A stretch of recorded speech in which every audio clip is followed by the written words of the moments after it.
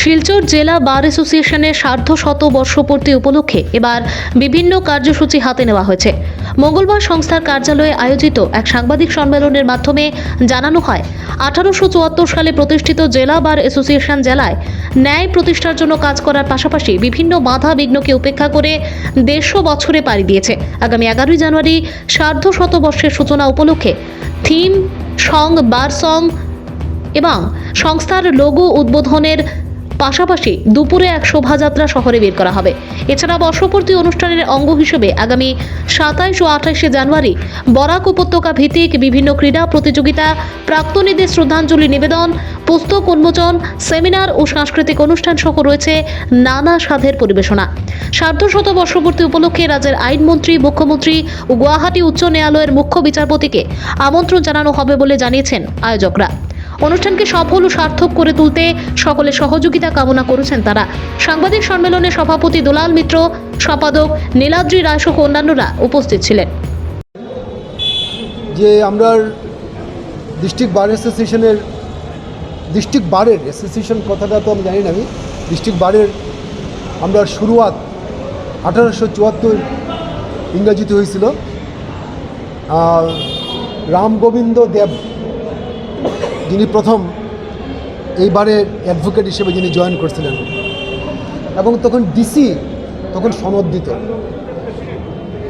রামগোবিন্দ দেব join করলো first member, কিন্তু ওনার পরিবার কই আছে কী ব্যাপার আমরা কোনো হোয়ার অ্যাবাউট এখনও পাইছি না আমরা। কিন্তু তারপরে যিনি জয়েন করছেন ওনার পরিচয় আপনারা সবাই চিনেন, যে শম্ভুনাথ সেন বিখ্যাত করিমগঞ্জে শম্ভুসাগর পার্ক যার নামে। এই শম্ভুনাথ সেন তিনি সেকেন্ড অ্যাডভোকেট আমরা এই বারে জয়েন করছিল। তারপরে মেম্বার অনেকেই আইছে এবং মোটামুটিভাবে বার হিসেবে ফাংশনিং আমরা দেখছি 1900 ইংরেজির থেকেই মূলত বেশ একটা জমজমাটভাবে শুরু হয়েছে। তো এটা খুবই গর্বের ব্যাপার যে 150 বছর আমরা অতিক্রম করছি। আসামে এরকম হয়তো আরও কয়েকটা মাত্র বার সংস্থা আছে, তার মধ্যে আমরার একটা। তো আগামী 11 তারিখ আমরা এই প্রোগ্রামের আমরা সূত্রপাত করব একটা র্যালির মধ্য দিয়া, একটা শোভাযাত্রার মধ্য দিয়া, এবং তার পরবর্তী সময়ে আরও বিভিন্ন প্রোগ্রাম আছে, স্পোর্টস ইত্যাদি আছে। তো আমরা সম্পাদক নীলাদ্রি, সেই বৎসরই আমাদের জেলা বার সংস্থা প্রতিষ্ঠিত হয় এবং তার পরবর্তী সময় থেকে আমাদের এই জেলা বার সংস্থা আমাদের এখানে কাজ করে আসছে। আমাদের এই জেলা বার সংস্থার 150 বৎসর আমরা এইবার পূর্ণ হয়েছে। আমাদের কাছে আমরা ইতিপূর্বে আমরা যদিও অন্যান্য আমরা কর্মসূচি গ্রহণ করতে পারিনি, এই বৎসর আমরা 150 বৎসরটাকে আমরা সুন্দরভাবে একটা বিফিটিং ম্যানারে পালন করার জন্য আমরা আমাদের বার সংস্থা উদ্যোগ নিয়েছে এবং এই উদ্যোগটা আমরা চাইছি আমরা যাতে সুন্দর সুষ্ঠুভাবে সফলভাবে আমরা করতে পারি। আমাদের জেলাটা একসময় কাছাড় জেলা হিসেবে পরিচিত ছিল, পরবর্তী সময়ে যদিও করিমগঞ্জ হাইলাকান্দি পৃথক হয়েছে, কিন্তু আমাদের বারে এই কাছাড় জেলা হিসেবেই আমাদের করিমগঞ্জ হাইলাকান্দি আমাদের সঙ্গেই যুক্ত ছিল এবং আমরা সেই হেতু আমাদের যে 150 বৎসর পূর্ণ উপলক্ষে আমরা যে কর্মসূচিগুলো নিয়েছি, সেই কর্মসূচিতে করিমগঞ্জ এবং হাইলাকান্দি বার, আমাদের বরাক উপত্যকায় 5টি বার রয়েছে। এই 5টি বার আমরা যাতে যৌথভাবে এই কর্মসূচিটাকে আমরা সফল করে তুলতে পারি সেই চেষ্টা আমরা চালিয়ে যাচ্ছি। ইতিমধ্যেই আমরা আমাদের বারে সিদ্ধান্ত নেওয়া হয়েছে যে 11ই জানুয়ারি আমাদের এই 150 বৎসর পূর্তির যে অনুষ্ঠানগুলো রয়েছে তার শুভারম্ভ হবে। 11ই জানুয়ারি আমরা শোভাযাত্রার মধ্য দিয়ে আমরা এই কর্মসূচির সূচনা ঘটাবো এবং 11 তারিখেই আমাদের এই উপলক্ষে আমাদের একটা বার সং রয়েছে বা আমাদের একটা থিম সং রয়েছে। থিম সং, বার সং এবং লোগো, এইটা আমরা 12টার সময় উদ্বোধন করব। আমাদের সিনিয়র মেম্বারসরা সেটা করবেন এবং তারপরে আমরা শোভাযাত্রা করে শিলচর শহরটা প্রদক্ষিণ করে আমাদের এই দিনের কর্মসূচিটা আমাদের সমাপ্ত হবে। তারপরে আমরা সিদ্ধান্ত নিয়েছি যে 27 এবং 28 জানুয়ারি আমরা 3 ডিস্ট্রিক্টে সম্মিলিতভাবে আমরা একটা খেলাধুলার ব্যবস্থা করব। ইনডোর গেম এবং আউটডোর গেম দুটোই থাকবে। তার পরবর্তীতে আমাদের একটা সেমিনার অনুষ্ঠিত হবে এবং সেই সেমিনারটা যাতে আমরা বার কাউন্সিলও পার্টিসিপেট করে, আমাদের জাস্টিসরা পার্টিসিপেট করেন, সেই ব্যবস্থা উদ্যোগ আমরা গ্রহণ করছি। আমাদের এই উপলক্ষে আমাদের একটা সোভিনিয়র পাবলিশ করা হবে। সেই সোভিনিয়রটাতে যাতে সবাই পার্টিসিপেশনে সেটা সুষ্ঠুভাবে হয়, সেই চেষ্টাও আমাদের থাকবে।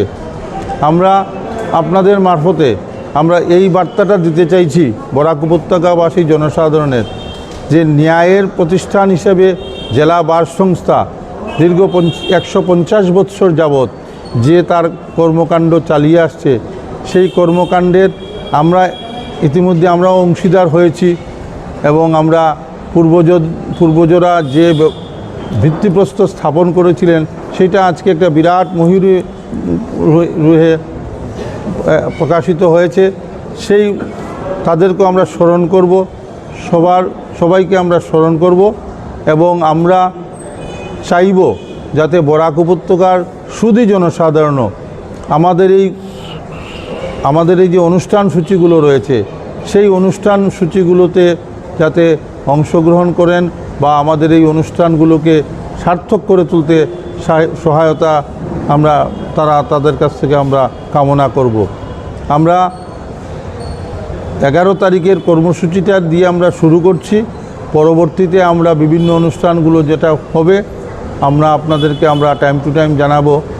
ইতিমধ্যেই আমরা সিদ্ধান্ত নিয়েছি যে আমাদের এই বিভিন্ন কর্মসূচিগুলোতে আমাদের রাজ্যের মুখ্যমন্ত্রী বা আইনমন্ত্রী বা আমাদের যে গুয়াহাটি হাইকোর্ট রয়েছে, হাইকোর্টের চিফ জাস্টিস বা আমাদের জাস্টিস, আমাদের এই জেলার দায়িত্বে যিনি জাস্টিস আছেন বা সুমন শাম মহাশয় বা আমাদের এই জেলা থেকে জেলারই একজন সুসন্তান একসময়ে গুয়াহাটি হাইকোর্টের জাস্টিস ছিলেন, ওনাকেও আমরা আমন্ত্রণ জানাবো।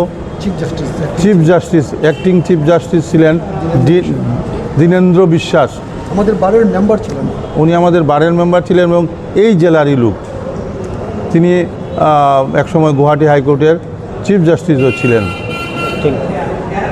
তো আমরা এই কর্মসূচিগুলো আপনাদের মারফতে আমরা এই বার্তাটা আমরা আপামর জনসাধারণের কাছে পৌঁছে দিতে চাই এবং যাতে আপনারাও সহযোগিতা করবেন।